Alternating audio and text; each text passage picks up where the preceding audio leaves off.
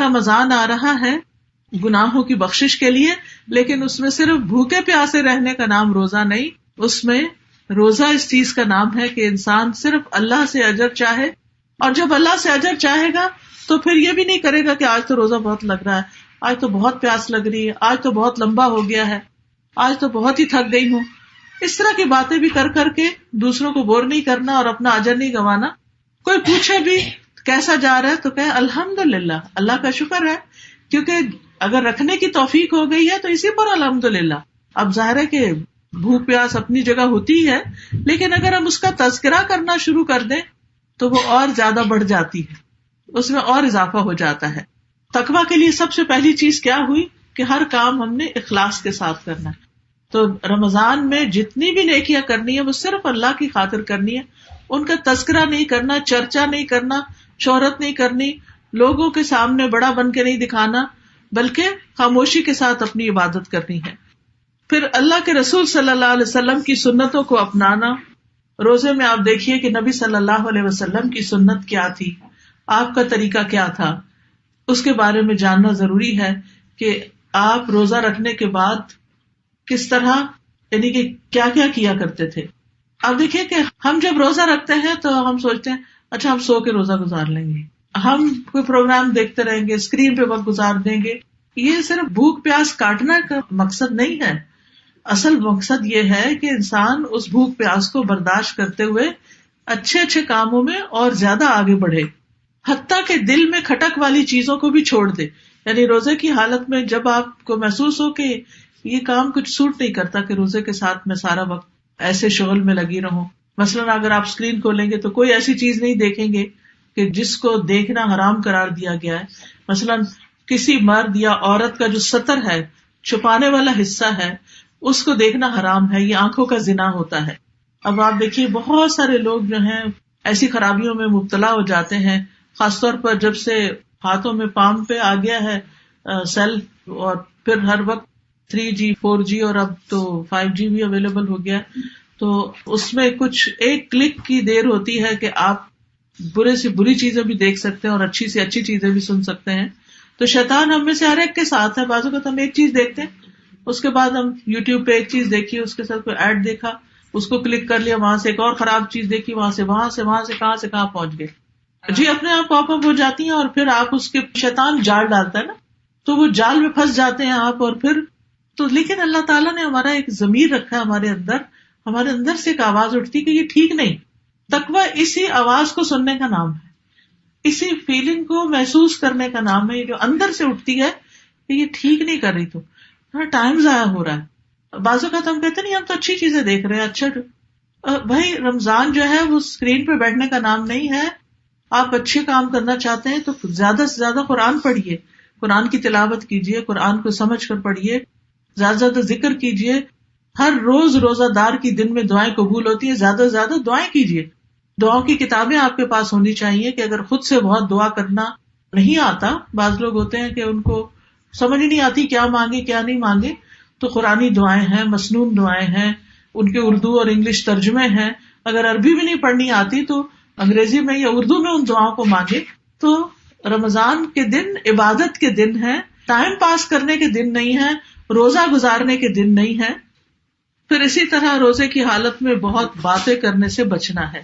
بہت زیادہ phone call, socialising, ادھر ادھر جانا، دوستوں میں بیٹھ کے گپ شپ لگانا.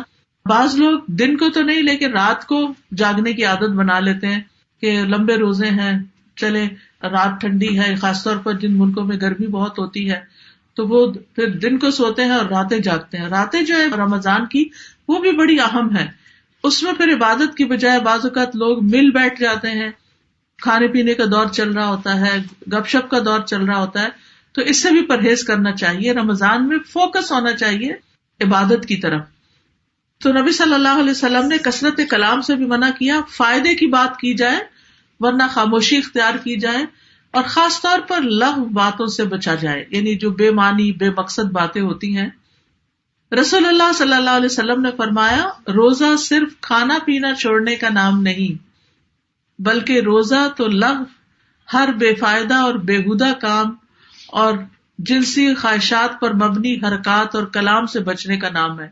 لہٰذا اگر کوئی تمہیں گالی دے یا جہالت کی باتیں کرے تو اسے کہہ دو کہ میں تو روزے دار ہوں. یعنی لڑائی نہیں جواباً کرنی یا لڑنی، بلکہ کیا کہنا، میں تو روزے سے ہوں. تو دوسرے کو بھی یاد آ جائے گا اور اس طرح وہ بھی لڑنا جھگڑنا چھوڑ دے گا. پھر فحش گوئی اور بد کلامی، گالی گلوچ، ایسی ڈانٹ ڈپٹ کہ جو انسان کے اخلاق کے منافی ہو، اس سے بھی بچنا چاہیے. رسول اللہ صلی اللہ علیہ وسلم نے فرمایا، جس نے بری باتیں اور جھوٹ نہ چھوڑا یعنی روزہ رکھ کے، تو اللہ تعالیٰ کو اس کا کھانا پینا چھوڑنے کی کوئی ضرورت نہیں. یعنی اللہ تعالیٰ یہ نہیں دیکھتا کہ کون کون بھوکا ہے، وہ یہ دیکھتا ہے کہ کس نے اپنی زبان کی حفاظت کی ہے، اپنے دل کی حفاظت کی ہے، اپنے اخلاق کو بہتر بنائے. کیونکہ جیسے میں نے شروع میں عرض کیا تھا کہ رمضان کی آمد کا ایک مقصد ہے. اللہ نے جو رمضان کے روزے ہم پہ فرض کیے، اس کے پیچھے کوئی مقصد ہے، اور مقصد کیا ہے؟ سیلف امپروومنٹ، کہ ہمارے اندر تقویٰ آئے اور ہم پہلے سے بہتر انسان بن جائیں اور ہماری ایک تھورو کلینزنگ ہو جائے ہر اعتبار سے. پھر امام راغب کہتے ہیں کہ تقویٰ سے مراد نفس کی حفاظت ایک ایسی چیز سے کرنا ہے جو گناہ میں ڈالتی ہو. یعنی ہر وہ دروازہ جس سے انسان گناہ کی طرف جاتا ہے اس کو بند کر دینا ہے. جیسے شروع میں عرض کیا میں نے کہ آپ اپنے یعنی کہ ویب سرفنگ میں یا یوٹیوب پر اپنے اوپر خوب چیک رکھیں کہ کوئی اچھی چیز سنتے سنتے کسی اور چیز پہ اٹک نہ جائیں. پھر غافل کر دینے والی چیزوں سے بچنا ہے، یعنی وہ کام اور وہ چیزیں کہ جو ہماری عبادت میں، نماز میں، روزے میں خلل ڈالے، ان سے بچنا ہے. 3 چیزیں ذہن میں رکھنی ہے کہ سارے جنت کے دروازے کھلے ہیں. اگر اس مہینے میں اگر اللہ مجھ کو اٹھا لیتا ہے، یا یہ ہے کہ میں اچھے کام کرتی ہوں تو جنت ویلکم کرنے والی ہوگی، اور جہنم کے دروازے بند ہیں تو مجھے بھی کوئی ایسا کام نہیں کرنا کہ وہ دروازہ کھلے. اور پھر تیسری چیز یہ ہے کہ اس امید پہ روزے رکھنا کہ اللہ مجھے آگ سے آزاد کرے. پھر دعاؤں کی قبولیت کا مہینہ ہے، دعائیں خوب کرنی ہے. پھر خصوصاً افطار کے وقت جہنم سے آزادی کا موقع ہے. جابر رضی اللہ عنہ سے مروی ہے کہ رسول اللہ صلی اللہ علیہ وسلم نے فرمایا، یقیناً اللہ تعالیٰ ہر افطاری کے وقت لوگوں کو جہنم سے آزاد کرتے ہیں. تو افطار سے پہلے ضرور دعا کیجیے کہ یا اللہ مجھے جہنم سے آزاد کر دینا، کیونکہ اصل کامیابی اسی کی ہے، وَمَنْ زُحْزِحَ عَنِ النَّارِ وَأُدْخِلَ الْجَنَّةَ فَقَدْ فَازَ. جو آگ سے بچا لیا گیا اور جنت میں داخل کر دیا گیا وہ دراصل کامیاب ہوا. ذکر اور تلاوت قرآن ہے. قرآن مجید میں اللہ تعالیٰ فرماتے ہیں وَاذْكُرُوا اللَّهَ كَثِيرًا لَعَلَّكُمْ تُفْلِحُونَ، اور اللہ کو کثرت سے یاد کرو تاکہ تم فلاح پاؤ، کامیاب ہو جاؤ.